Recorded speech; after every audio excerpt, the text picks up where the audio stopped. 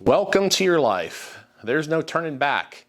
Those were some pretty prolific song lyrics back in the 1980s. I was weaned between the invention of electronic ignition and the serpentine belt.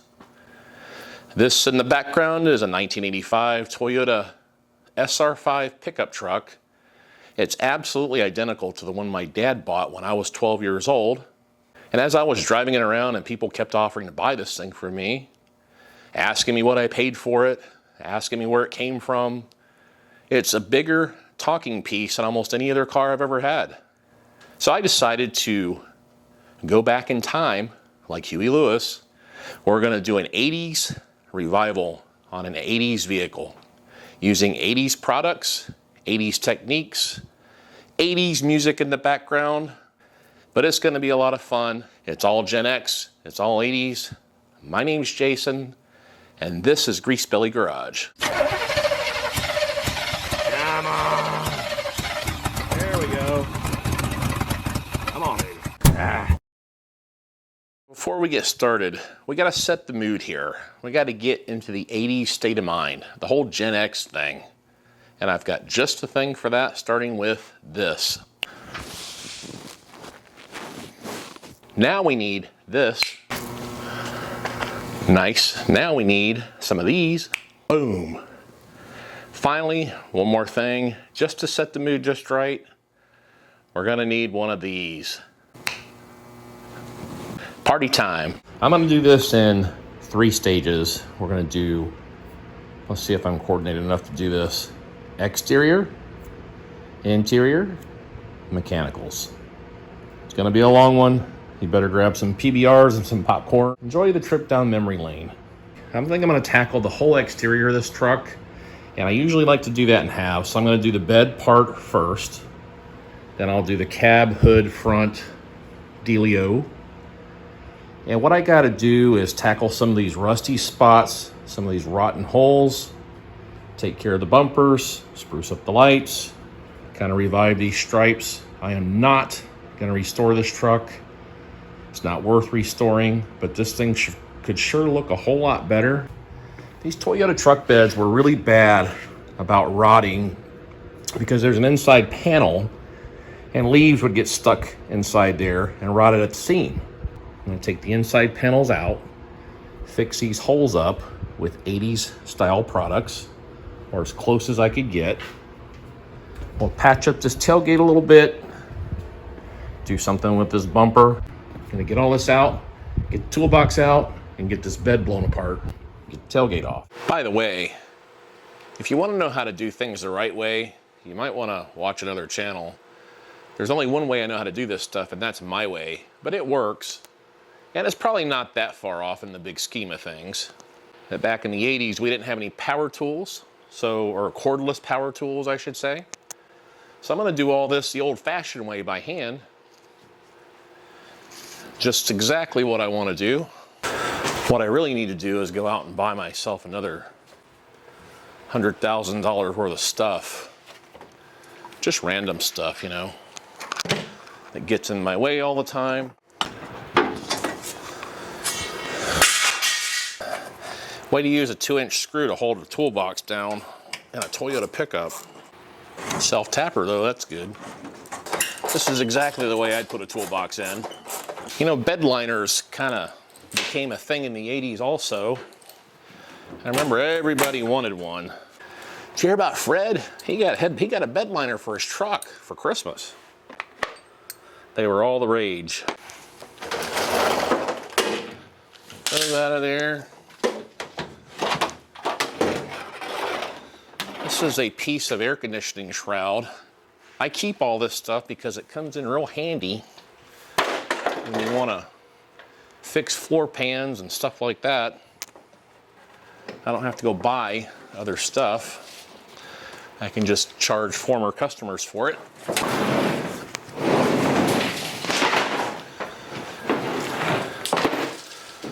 Well, so much for sweeping the shop floor. All right. And I'm gonna take these 2 inner panels out of the bed.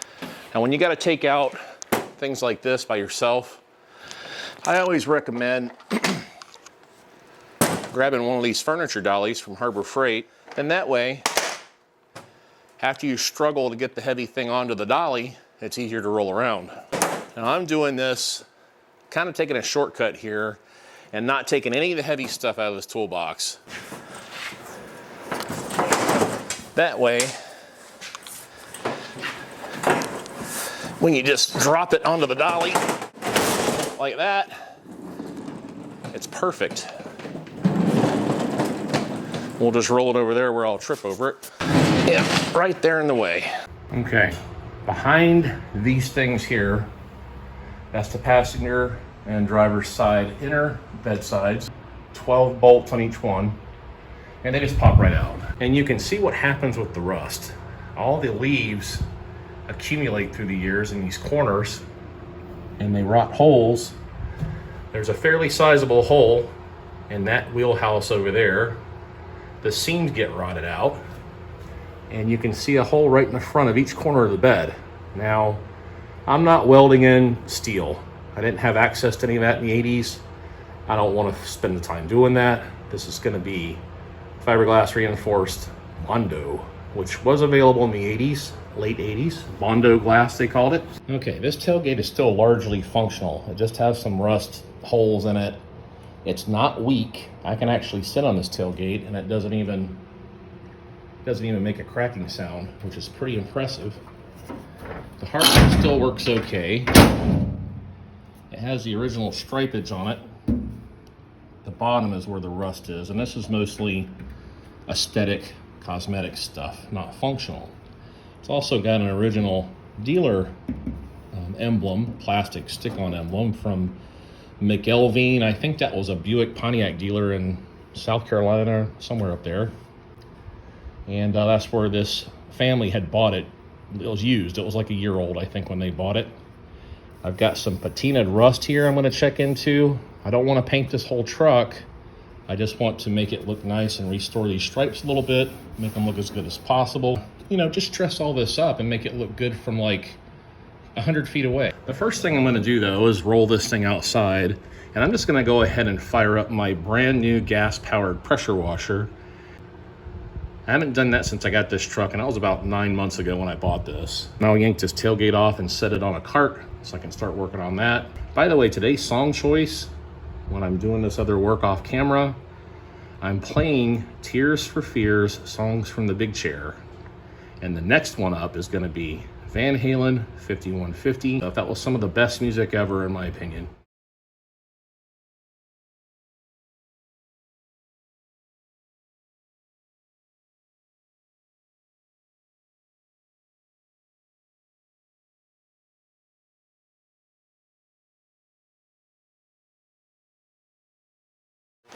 There's some extensive holes and a lot of old rusty metal down in this area. So I really don't care about the structural integrity of it because it doesn't really do much. It's hidden behind that panel. I just don't want this rust to necessarily get worse and go outside the bed. That's what I'm trying to make look aesthetically pleasing, like myself. So what I'm gonna do is I'm gonna treat this rust, but I'm gonna do it the 80s way. Naval jelly. And in the 80s, it was all pink. You could see through the bottle. And it looked really disgusting. But I used to use it to clean the rims on my bicycle all the time. This and steel wool. And it would do a relatively good job of cleaning chrome rims that were rusty. So these days when I use it, got an old chit paintbrush here. I'll just load some of this crap on the brush. And this is supposed to neutralize rust and turn it to black metal, especially when you pour it all over the place. And I'm just going to brush it all over liberally. Eventually this truck will have a fiberglass bed or a whole redone bed, or it'll be in the junkyard, or it'll have a flat bed or something on it. So I'm going to go around and just paint this stuff on all the rust spots that I see. Let it dry, and it will turn the rust black, like prepped, like any other rust, whatever it does, whatever kind of chemical reaction magic. Now some of this rust out in this area, I can kind of work on that later. I just want to waste all my material so I don't get the part done that I want to get done. because I don't think before I do things. At least that's what my wife says. I'm gonna let that stuff dry inside the bed. Had to go and buy a brand new angle grinder because somebody either left it somewhere or it got ripped off. Or I left it somewhere and then it got ripped off. It's always good to plug these angle grinders in before you go and put the blade on it.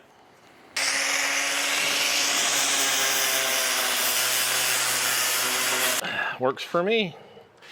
So I'll go around the whole bed and do that. We'll fix the inside first and then we'll start glassing in this outside. I used the grinder with the flapper disc, the worn out flapper disc. Then I went back over it again with a palm sander with 120 grit sandpaper. And then I went over it again to give it some tooth with a green Scotch-Brite. So I've got all the bed areas on the sides and the seams all prepped now. I'm gonna fix the inside of the bed first. You can see all that rust has pretty much turned black. Now I'm gonna have to go underneath the truck and spray it or paint it with navel jelly, do something. Now this is not a fix for this. This is a slowing down process. This is one of my favorite ways to fix metal, only because I know it works. And in this case, I know that it existed in the 80s. And that is called duct sealant, mastic. We'll do this just like a drywall repair job, basically. Take a piece of the sticky stuff and we'll just stick it over the hole, something like that, all the way down. Hope that it sticks. So now we're just gonna take this stuff, if we can get it open, and it's not dried out. Oh, brand new, wow. And we're gonna start filling this in, just like that. It's very similar to a drywall repair. I've always described mastic as being like a combination of paint and caulk. Caulk with an L. And this is fiber reinforced mastic. It's pretty strong stuff. It dries up pretty solid. It will also fill up little holes. So don't knock this until you try it. You can also put on those latex gloves and just ram your hands into this stuff and smear it around how you want to. But without fail, I make a great big mess if I don't have a brush with this stuff. I will get it everywhere, and I'll probably get it everywhere anyway. This is the stuff on your air conditioner, your furnace, that you see painted around where they seal the ductwork onto the top of your, down in Florida we call them air handlers, and up north they call them furnaces. No matter what they are, even if they're an air handler, they still call them a furnace. Sounds more refreshing to call it an air handler. And then one of these days, the new owner of the truck will probably pull this apart and go, who was the bozo that put this crap everywhere? Don't get on my retro shirt. It probably will dry pretty quick, especially if I throw a fan on it. Okay, a little dinner break. We're back. I got all four corners done, and I came back. I put a fan on it, let it dry for a little while. Came back out here and touched it up some. You can see I did a really, really fine job, but I've seen these kind of repairs last for 5 years, realistically. All right, here's the most 80s thing I've got in this whole backyard right now. It's the return of Richard Lee. Richard Lee. Paint over rust 15. They didn't have that in the 80s, Rich. That's cheating. How long have we known each other, Richard Lee? You probably don't remember. Over 40 years. Yeah. Going back to the 80s, Rich. All right, go back to the 80s. You stay here. Okay, we're going to jump into the voiceover on this stretch simply because, well, two things. That tool that I'm using is extremely loud. My microphone was turned all cockeyed in my shirt, so all you can hear is rustling. And in the background, I left my 80s music blaring. In this particular case, it was, I believe it was John Mellencamp. Jack and Diane, Hurt So Good, Pink Houses, you know, kind of feeling the Indiana farm boy vibe at this time. Anybody remember the Pink Houses giveaway that John Cougar did like in 1980, or so. It was like a pink Jeep and a pink house. It was really cool. Anyway, I built this lip up on this Toyota tailgate with old HVAC duct strapping metal along the bottom, and then I used some fiberglass reinforced Bondo and just kept adding small layers. I'm not a very good body man, but for this kind of work I suffice. This is the part where I got down to using an orbital sander with 40 grit sandpaper to finish it down to the best of my ability, which is limited, but it actually turned out really good. I'm going to have an update coming up here shortly. Always good to store your extra brand new mask right in the middle of the dust cloud, so when you go to put it on, you immediately inhale a big wad of fiberglass dust. So it's occurred to me that this entire time I've been a rotten presenter on what I've been doing with this. I've also been probably rotten at what I've done with this. I ain't trying to take this truck to Pebble Beach, so I didn't want these gaping rust holes. So I basically refabricated this bottom lip of this tailgate to the best of my ability, using the sketchiest materials and supplies I could come up with. So we've got some metal, some hammering, some fiberglass Bondo, some gold Bondo, and some finishing spot and glaze putty. All of those things were available in the 80s. However, I still have some flaws in this that I don't like. I mean, this is not going to be perfect, okay? You bodywork guys are probably going to call me out on this, and that's fine. I don't want this thing to be perfect. I want it to retain some patina, and I also didn't want to go out and try to find a tailgate for this truck.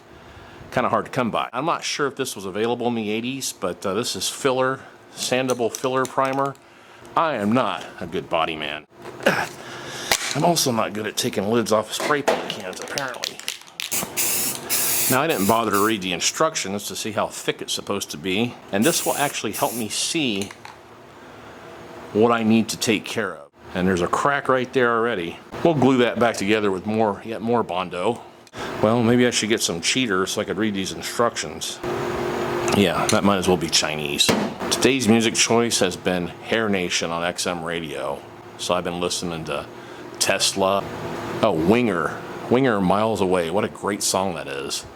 Def Leppard. Good stuff. But this looks better already. Don't get me wrong. I really don't have a problem spraying some white right on top of it the way it is and just putting it right back on the truck because it looks better than rust. I got a sanding sponge. And I got some 320 sandpaper to kind of rough it back up a little bit. I got half of it pretty decent. The other half is absolutely horrifying. There comes a point in every man's life where you got to ask yourself, how many years of your life do you want to devote to sanding down a tailgate on a 38-year-old Toyota truck? What did I do? I put Bondo on it again after the last time we chatted. I sanded it with an electric orbital sander with 80 grit sandpaper. Then I went to 320 on an DA, the sander. I'm going to use brake cleaner to clean this off. And it doesn't take much. Not like that. Just enough to peel all your tape off. Don't let this professional masking tape here fool you either, because I'm not a professional body man at all. By the way, a production note, when you're filming videos, if you're thinking about doing YouTube videos, never put a LED light directly behind the camera somewhere, because you feel the need like you want to wear sunglasses constantly. So no, I'm not stoned, it's the light. If you want the license, it's back there on the bumper, man. So we'll do what I call, or some people call, a skim coat. I think they call it a skim coat. Tack coat, a tack coat. Skim coat is for the Bondo.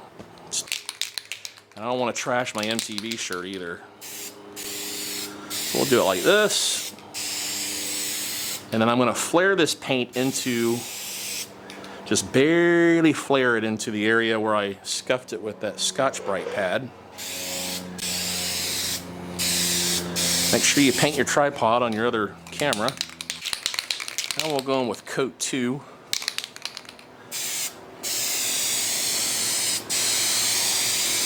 Which is going to be another very light coat. And then we'll flare it once again. I'm going to just sit here and shake this can because it makes me feel like I'm getting something done, I guess. Go a little bit heavier this time. Come out and do this character line. Also a good idea to put every single thing you've used right back in your way. Okay, a little bit after dinner. Time to do the official unmasking of my first time in a long time body work. See, I got stuff like that, but I've decided that I don't care because it does look better. So I got it painted and masked off these stripes here. And what I want to try to do with these stripes is spray paint right over the top of them, because that's exactly the kind of crap I would have pulled when I was a teenager. I know I could probably go online and order a whole new stripe kit, take all this off, restripe the truck, or I could just take the stripes off and touch up the paint the best I could. But I want this to be an 80s style, teenage, garage, on a budget rehab. In order for me to paint these letters, I'm gonna have to mask them off. You know what I mean, Bern? Remember that guy from the 80s? He used to get up in the camera. Hey, Bern, you know what I mean, Bern? We didn't have all the fancy schmancy tools back in the 80s. But what we did have is X-Acto knives. And I have a whole set of those with a bunch of blades. And I probably shouldn't be playing with this either. And I guess they call them an X-Acto knife because you can get X-Acto. X-Acto Mundo. I'm so stupid sometimes. Always make sure you throw your masking tape all over the floor so it sticks to your shoe. When you spend half the night thinking you stepped in dog crap. I had to zip back to 2023 and grab some yellow tape real quick, but I'm back. By the way, I was listening to MC Hammer not long ago. You can't touch this. Yeah, the stripes are going to be no problem. The lettering is going to be the part that's going to be really poorly done. Okay, I got paper towels being used as masking paper because this is not scientific surgery here. We just need something to keep the paint from falling down where it shouldn't be. Okay, this is 3-tone stripes. I tried to match them up the best I could by memory. They look right. Close enough for us anyway. I'm going to use this middle tone on this lettering I just masked off. Let's go heavy on it. We got ourselves a gut full of tacos now. And I'm gonna just pull some of this tape off and see how this worked. And it's about on par with my kindergarten coloring skills. It doesn't look good, but it looks better. You need to prepare yourself for the most amazing transformation of any single thing you've ever seen using paper towels and masking tape, which I was gonna display for you, but I can't find it now. Time to unveil this masterpiece. That's dry, okay. Carry on, my wayward son.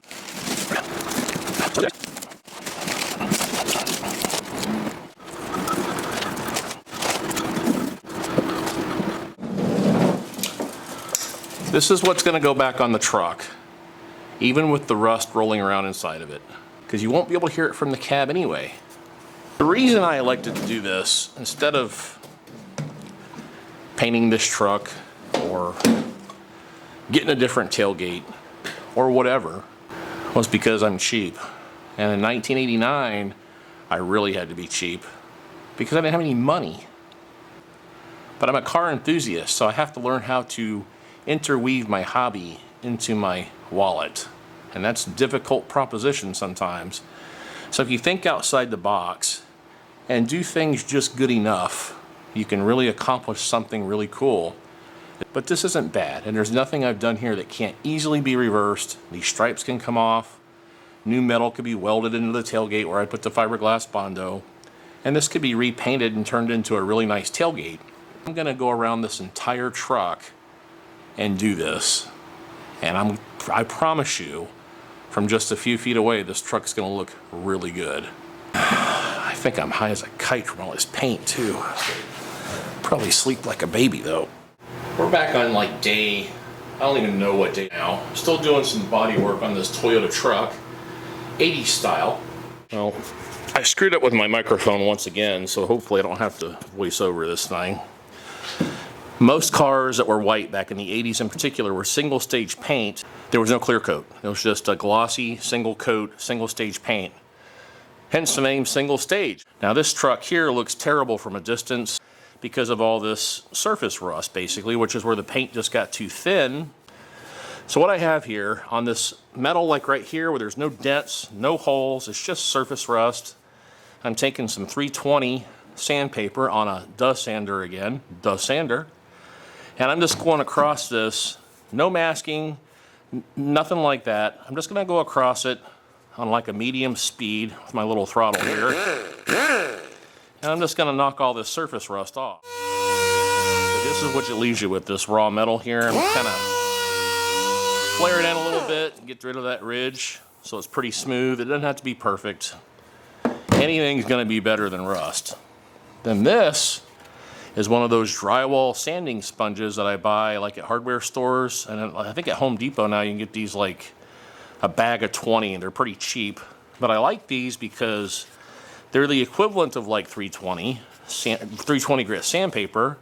They hold a lot of water. You can kind of wet sand it if you want to.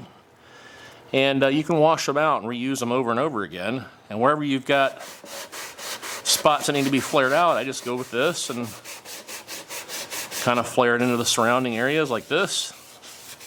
And like I said, this does not have to be perfect. We're not painting the whole truck. And yes, I know you Earl Scheib guys are probably going to have a fit. If you don't have access with your drywall sponge, you can take one of these green sandy dews here, scruffy pads, which they definitely had in the 80s. I think we used to use these to wash pots and pans in the house with though. But this is also extremely good for flaring in your sanding mark, so to give the surrounding area a tad more bite. And I'm just using store-bought touch-up paint. No mixed up spray bombs or anything like that. I'm gonna go ahead and flare all this in just a tad with the sanding sponge again. Just the immediate area around where I took the paint down to metal will be fine. Then we'll take a little brake cleaner, prep solvent I call it. Clean all this off. A brake cleaner is a really good way to clean grease off your paint. Some people freak out about it, but I don't. I freak out more about the grease than the brake cleaner. In case you guys are just recent to my channel, the reason I call it Grease Belly Garage is because back in the 80s when I did this stuff, I had a belly back then as well, and my mother was quick to point out at how, Jason, you got grease all over your belly. I wish I were more organized. This is pathetic. What did I do with the primer? Oh, here it is. Right in front of my face. Now, because these areas don't really need to be filled in, so to speak, I'm just going to very lightly give them a little bit with this primer here. I'm not even going to mask off that light right away. All right, I better mask off this light or I'm going to quickly live with regret. Thanks to my belly, you can see my Eddie Van Halen t-shirt. In the 80s, you had the transition from Dave to Sammy with Van Halen. And then you got all the arguments that have ensued through the years. Sammy's music is more in depth, has more depth to it.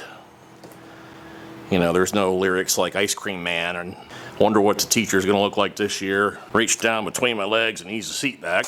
I remember when 5150 came out, I had heard Dreams and I absolutely had to have that cassette tape. So there I go off to Camelot Music at the mall, buying 5150 on a cassette tape with my, I think they were 888 back then. But drop a comment down below and tell me which one you like better, because to be honest with you, I like them both. I do. There's a place for both of them. And make sure you drop big globs of sweat in your primer too. That's always good. By the way, Florida enjoyed about, I don't know, 30 minutes of cool weather. It's hot again. So we'll give this a few minutes to dry, and then we'll come back and probably just scuff this with 320 real quick, spray some paint on it, flare it in. Hey, hey, hey, hey, don't you forget about me. Don't. I'll take this Scotch-Brite right here, just go over this primer a tad, get some of that powdery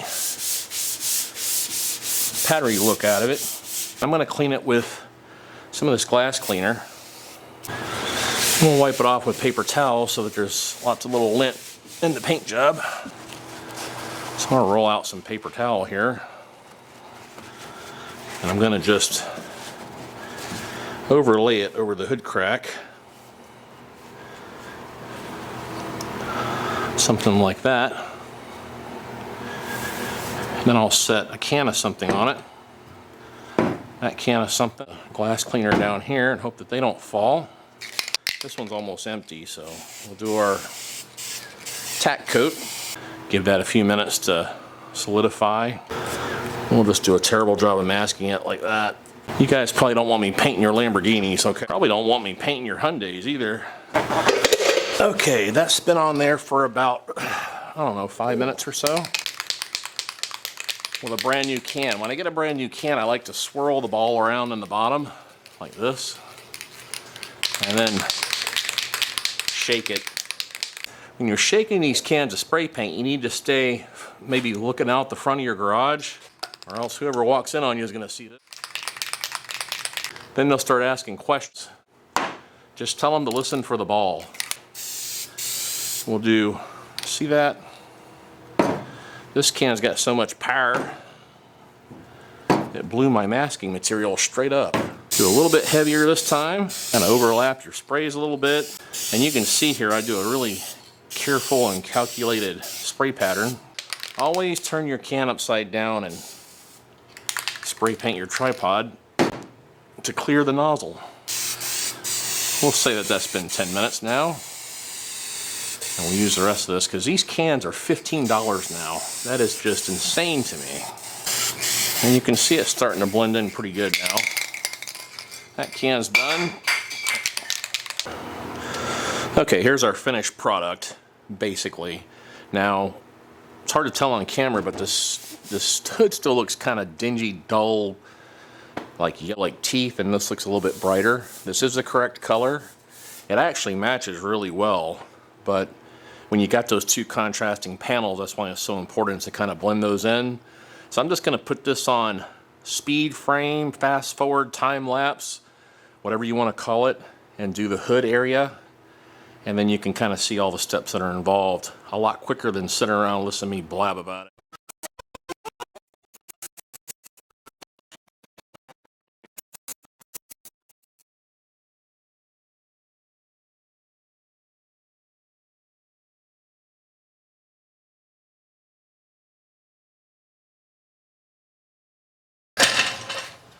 Welcome back to the jungle, Cotter. So I got the tailgate on, I got all the stripes all painted, and I nearly put myself in the hospital from spray paint. Apparently you're supposed to use spray paint in a well-ventilated area. I'm going to do something about this chrome bumper, because even though chrome was popular in the 80s, this one looks like crap. First thing I'm going to try to do is to level and straighten it the best I can. If I can find my level. Alright, here's a level I found on the side of the road. There we go. Aha! Now we've got some adjustment going on. That's what we like to hear. I forgot to record this, but the bumper's done. And I'm not sure how I feel about this black.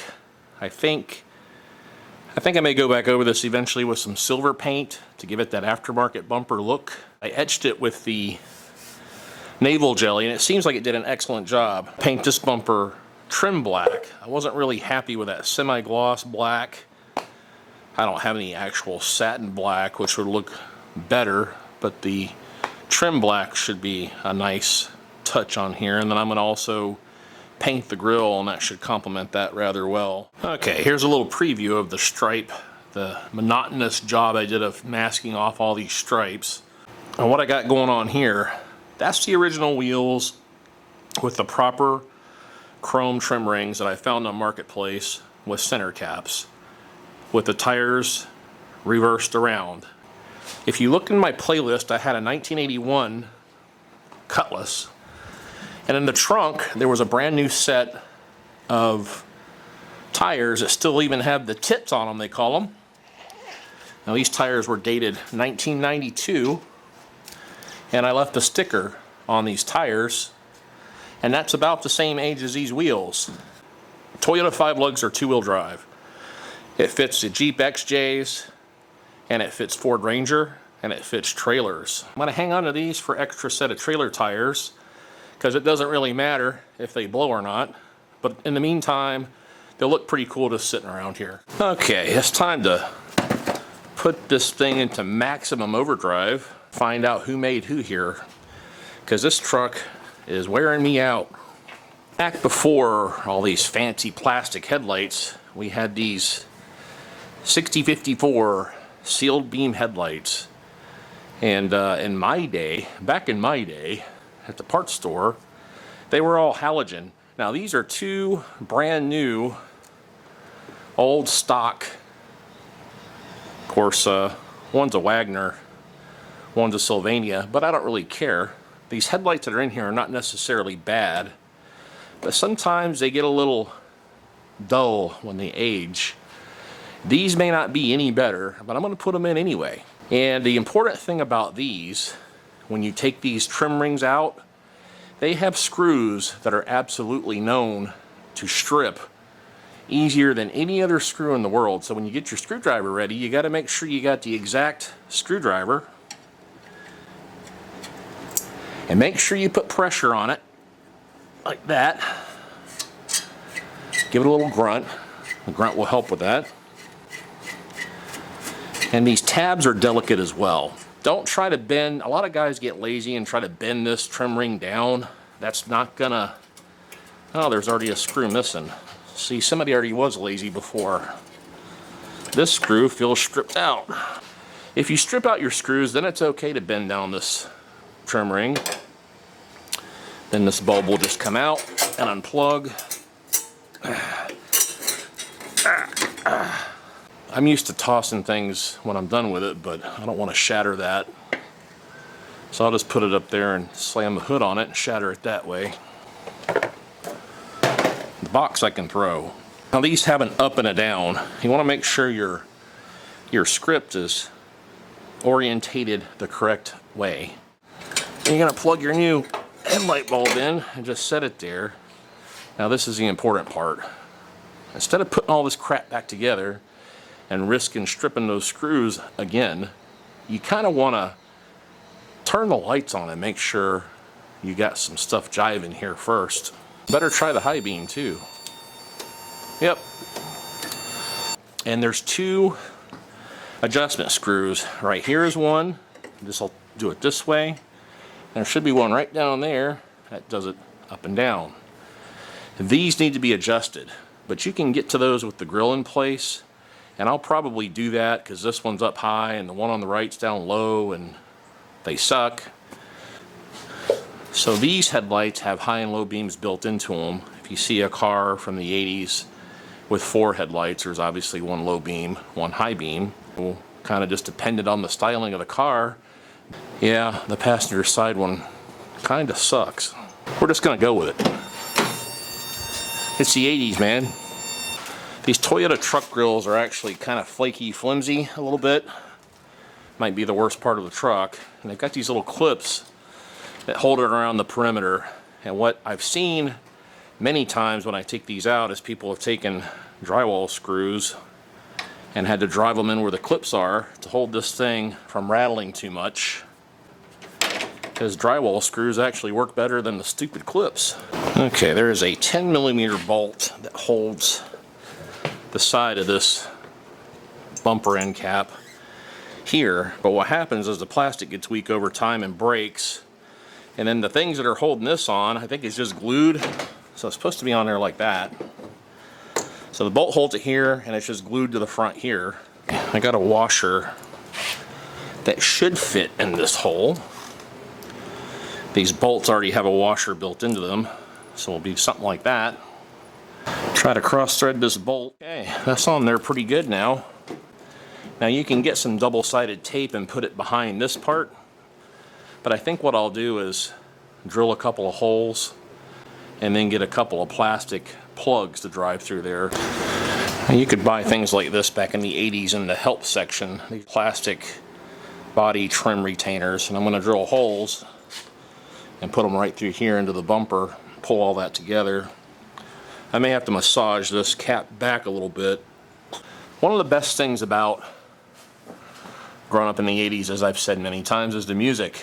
And when I was growing up in the Tampa Bay, Florida area, there was a radio station called 95 YNF, and they had a morning show. It was called the Ron and Ron Show, and it was hosted by Ron Diaz and Ron Bennington. One of the sidekicks was Fez Whatley, who eventually went on with Ron Bennington to have Ron and Fez on XM radio. People would call in, and when they hung up, they'd go, "See ya," like that. "See ya," which was like, "See ya." So if you were part of that clique, and they had all these morning show promotions and things around town in the Tampa Bay area, a lot of people would get a 95 YNF license plate. Now this is an authentic one that I found on eBay in the 80s. And I remember as a kid, Tampa Bay's rock and roll pirates kind of went along with the whole Tampa Bay Buccaneers theme. And what people would do is take these license plates and mount them upside down on the front of their cars. It was also the first time I ever heard of Larry the Cable Guy. He would call in on that morning show, and he was funny. And I think he lived in Sanford, Florida at the time, so he was kind of a local guy. This license plate is probably my favorite part of this 80s style revival. So I'm going to mount this on the front. Another thing, there was a trend in the 80s for quite some time that I thought would never, ever stop. We would even have elderly people come in and walk up to the counter and say, "Young man, back in Kalamazoo, Michigan, I saw a product on the shelf that I wondered if you sell here in Florida. I think they're called some kind of European double windshield wipers. These are an actual vintage package of these things that I found on eBay as well, and they were made by a company called Rally. Rally made some really cool stuff, and I'm going to mount these chrome double Euro windshield wipers. Came in every color. First they were black, and then there was red, blue, green. Then there was neon colors, and then chrome. They got a gold one. People would come in and buy this and seat covers and fuzzy dice and one of those airbrush license plates, not like this one, but have a couple of palm trees on it, and you could put stickers with your name on it. Check this out. I mean, I even use grade 8 hardware so nobody can rip it off or it won't just go flying off. And look at those wipers. Ignore the overspray, focus on the wipers. I did clean off a lot of the overspray here. Got these installed. Does that bring back memories or what? In case y'all haven't noticed, I'm kind of a big boy. So when I drive a car in Florida without tinted windows, I look like a puffer fish in a fishbowl. And that's what rags out your interiors down here, because it's, 10 months of the year, it's 1,000 degrees. So, back in the 80s, there was not a place to go and get your windows polarizadoed. Every corner, you had to go to the auto parts store and buy this stuff that's virtually guaranteed to turn purple. It's amazing these days, they got all that ceramic and all that stuff. But this truck should be simple to tint on a DIY basis with this old school tint. And this is a lot better than it was 40 years ago anyway. Well, this is 20%. I think this is illegal too. I think you're supposed to go 35%. But, I'm eventually going to sell this truck, so I probably won't even have it long enough to get a ticket. Got myself a Bondo spreader for a squeegee. some masking tape, my X-Acto knife, and this is like an old spray bottle of, I don't know, fabric softener or something. And this is how I tint windows. The first thing that I did was I cleaned them with glass cleaner, inside and out, and a green scrubby. Got most of the overspray off the glass because, you know, I can't mask worth the crap. I'm gonna start on this back glass here with the 5% tint. Remember, I'm not a professional window tint guy. I'm gonna spray my remnant fabric softener on this glass, and I'm gonna roll this out, stick it to the glass. Kind of hope that it stays that way. Try to cut this as straight as I can. Not only do you not want me painting your cars, you probably don't want me tinting the windows either. Let's try that one more time. Now get on there. Stupid stuff. I guess I'll just try to cut this along the gasket. Something like this. All right, how far off are we? Oh, that's not bad for me. Yeah, that ain't too bad at all for me, actually. Hopefully it's orientated the correct way. Glue goes on the inside of the glass. So whichever part of this peels apart with this masking tape. What's going on here? I've never seen nothing like it. There it goes, okay. And I do not have it orientated the right way for this side, but this will probably work on the other side. Window tint take 2. There's like 2 sides to it. There's a more reflective side that looks like the film, the protective film, and then the darker side is the actual tint, which is the inside of the tint. Which means the glue should be on the inside of that side. Exactly, okay. So we'll squirt our solution inside the window. Now I can get in here and do my thing. Work my magic. Why won't you slide around, you stupid thing? Maybe I can recline the seat back. Oh, there we go. Now I can get in here and work. Oh, kinda. Oh, yeah. Better get this tape off of here, too. All right, we'll trim off the bottom with the X-Acto knife, and I'll show you the result. Oh, there went the microphone. Oh, it didn't break. Cool. Test 1, 2.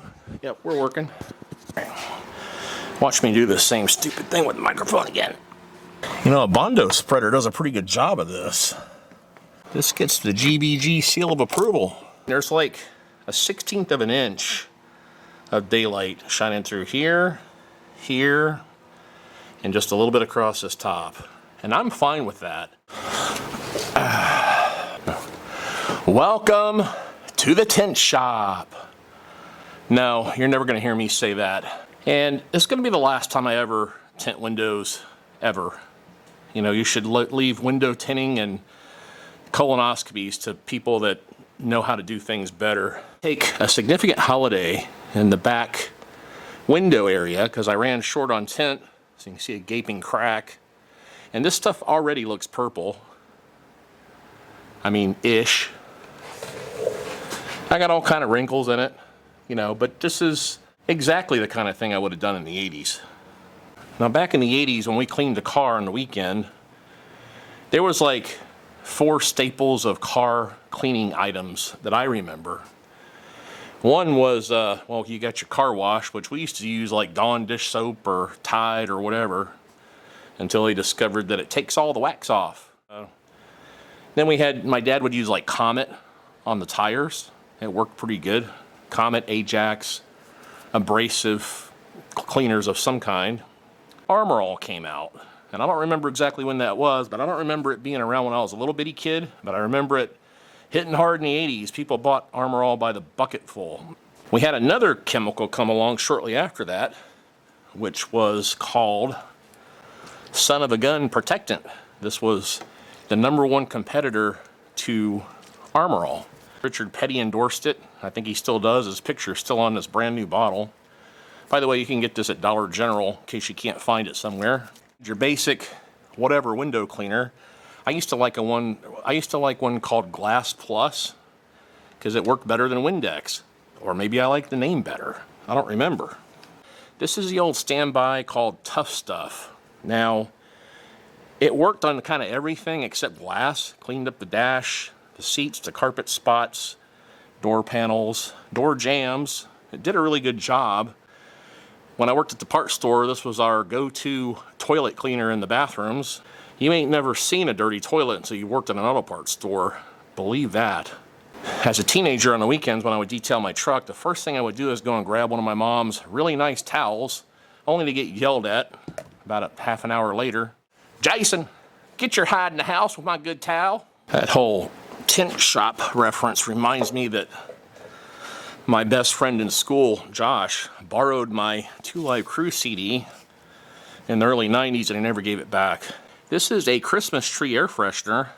They used to only have green ones when I was young. Now they've got like a bunch of different colors. This one's black ice. But now it just smells like a dirty ashtray and Georgia butt crack. You basically just spray everything. You can even, like I said, spray the seats, get your door jambs.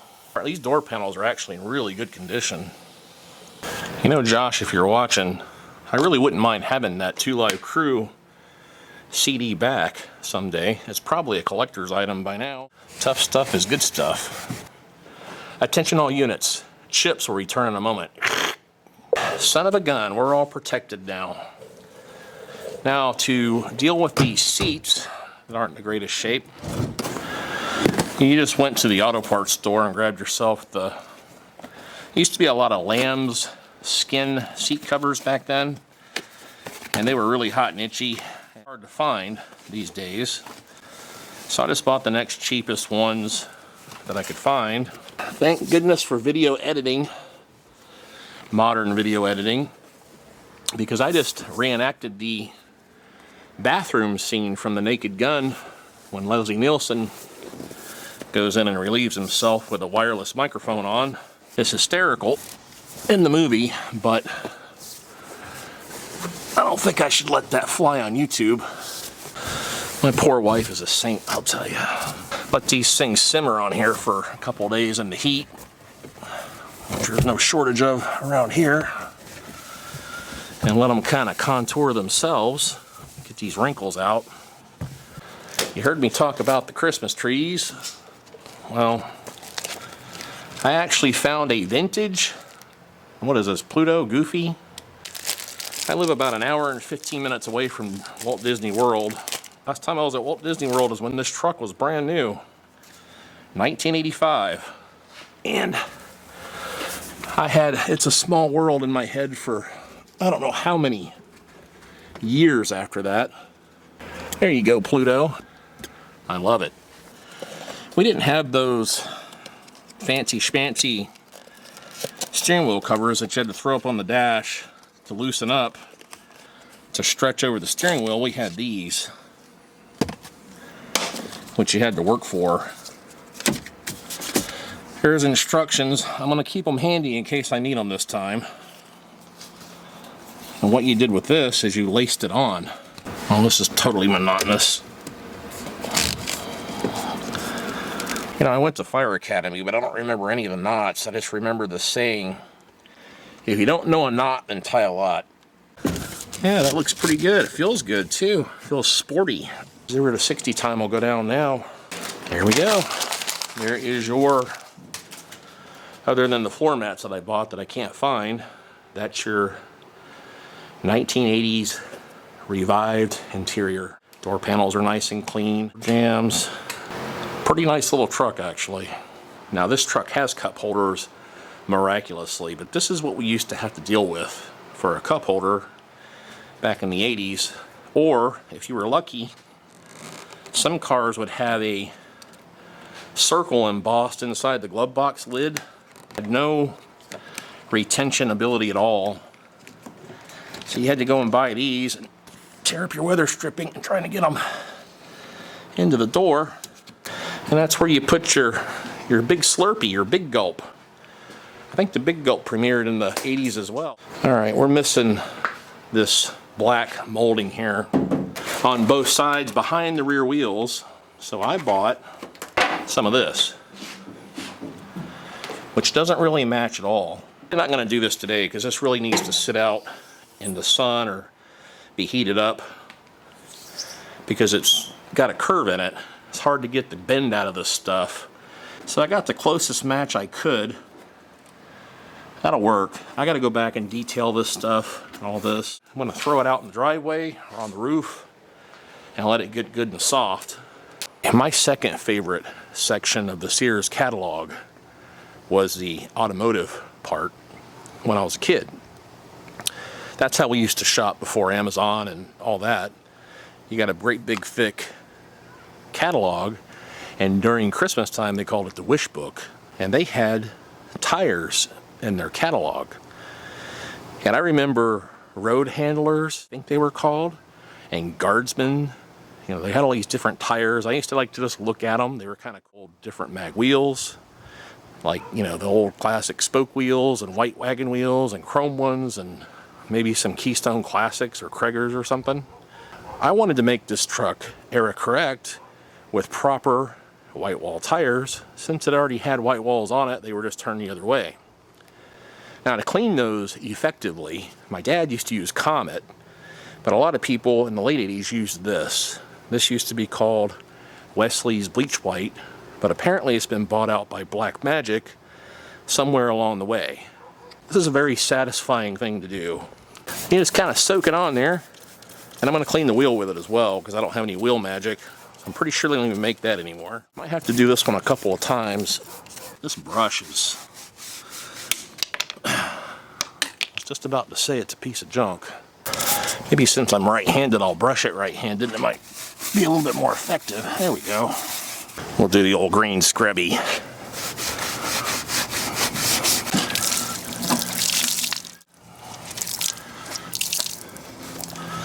Okay, I'll do a proper wash on the whole truck tomorrow.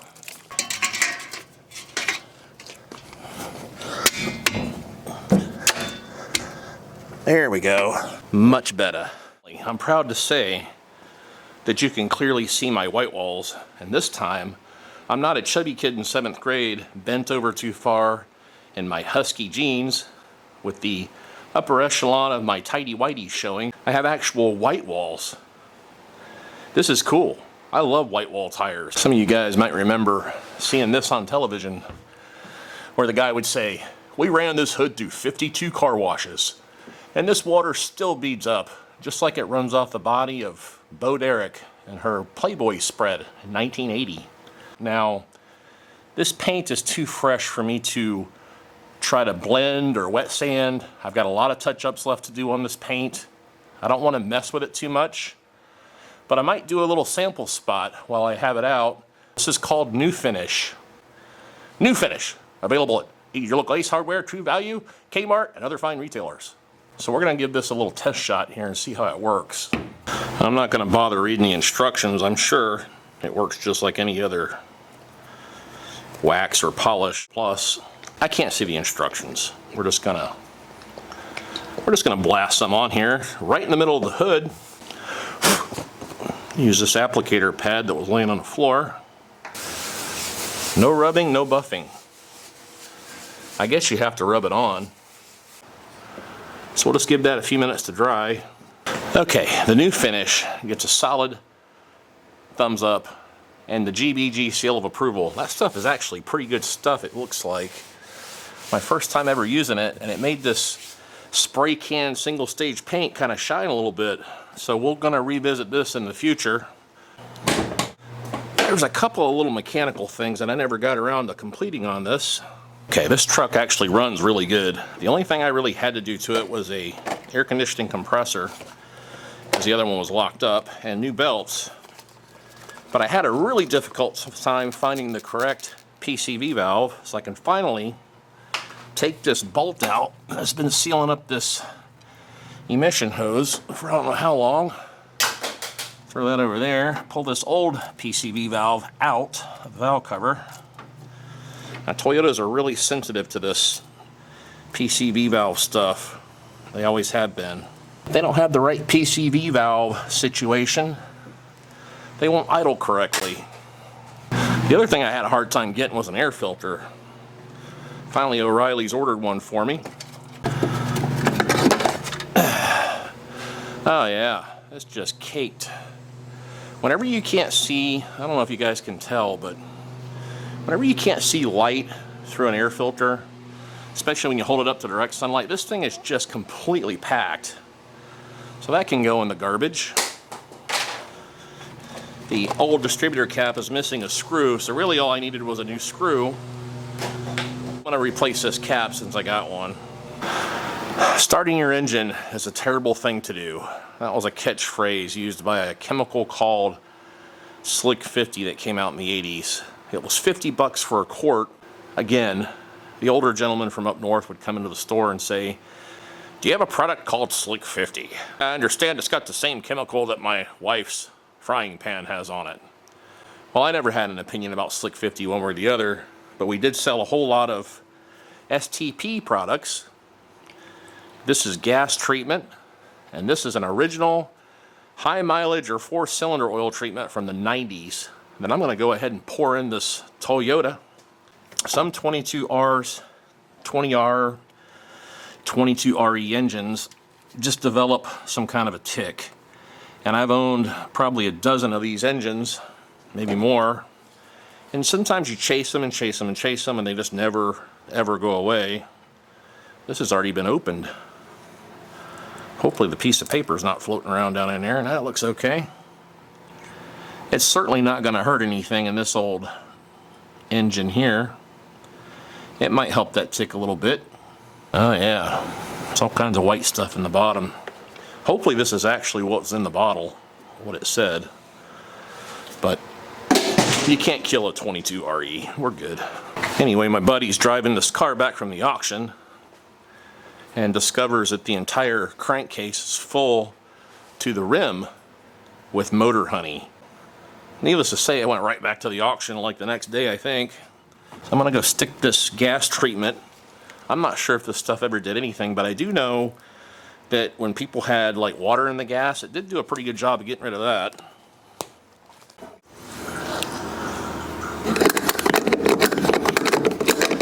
All right, and with those couple of things, we're down to the last few minutes of this rehab. Survivoration, roadsteration, revival, refresh, whatever you want to call it.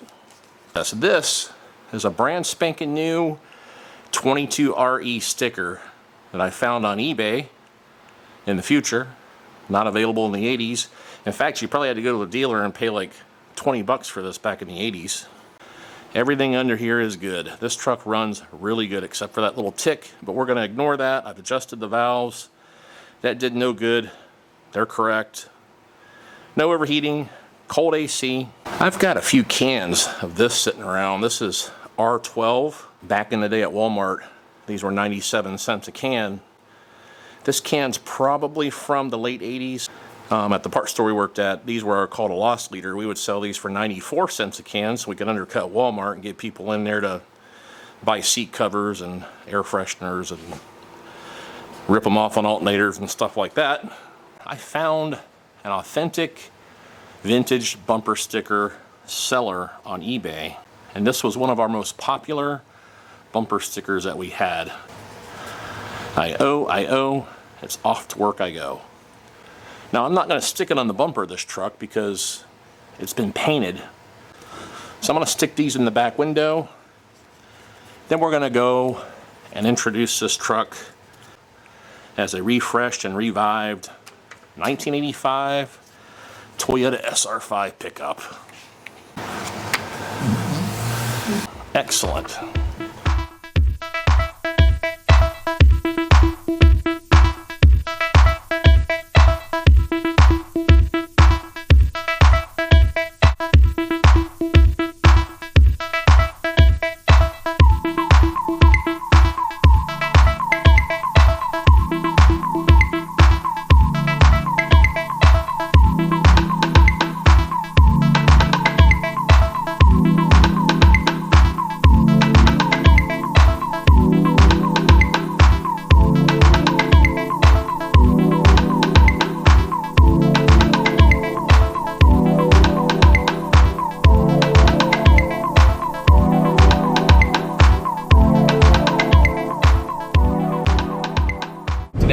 music has been Michael McDonald, Kenny Loggins, Christopher Cross, kind of like a yacht rock feel. Michael McDonald had a really unique voice, you know.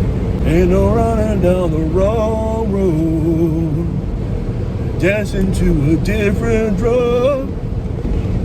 Can't you see what's going on deep inside your heart?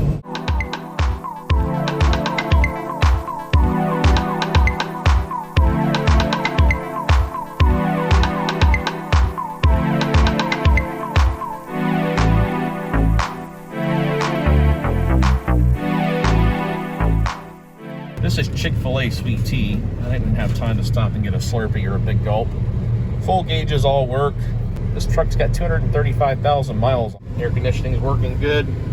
Got single DIN radio with of course a wire hanging out.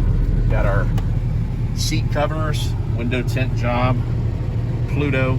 Got our steering wheel cover here that's a little bit loose. I'm gonna have to go back and relace this up a tad. So overall, it looks pretty good. Got your double wipers going on there, Euro wipers. There's a couple places where I forgot to go back. You can see here, somebody had mounted like some big old trailer towing mirrors or wrecker mirrors or something. I missed a few places on the stripes. Forgot to paint a couple of white spots. White walls look better. I forgot both corners of the top of the bed here. Back bumper looks good. The bed looks pretty darn good too. All those spots I navel jellied are black. This is that's overspray. Kind of helped out a little bit. I got overspray all over the light, and this area where the paint looks blotchy, I'll go back and color sand that, wet sand that later. And touch up a few more spots and clean these mirrors up better. And this is a pretty nice little truck. See ya. Dear fearless leaders, we accept the fact that at some point in the future we're going to have to embrace automotive technology moving forward. But we think you're crazy for expecting us to abandon our beloved older cars. You can deal with us the way you need to deal with us. In the simplest terms and the most convenient definitions. But what we are finding out over time is that each one of us is a mechanic, a detailer, a body man, an enthusiast, and a rock star. Does that nullify your obsession? Sincerely yours, Gen X.